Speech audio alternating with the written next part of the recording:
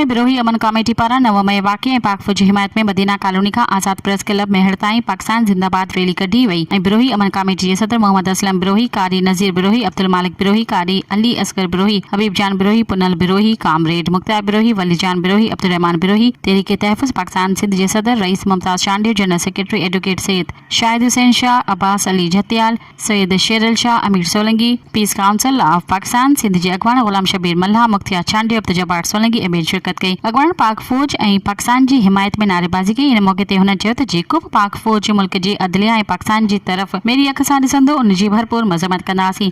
9 मई ते इंसान जे मुल्क जे इदारनि ते हमलो कंदड़ ग़लत तरीक़े जी हरकत कई आहे ऐं हुननि चयो त इदारनि खे आज़ाद छॾियो ॾिनो वञे। पाक फौज आहे त असां आहियूं, असां उन सां कुल्ह कुल्ह सां मिलाए बीठा आहियूं। आर्मी असांजी सुञाणप आहे। हुननि चयो त अॼु जी रैली मुल्क जे इदारनि जी हिमायत में कढी आहे। असां ज़िंदा ख़ूम आहियूं, असां इदारनि जा मुहाफ़िज़ आहियूं। जेको भी इदारनि जे ख़िलाफ़ साज़िश कंदो उनखे सख़्त जवाब ॾींदासीं।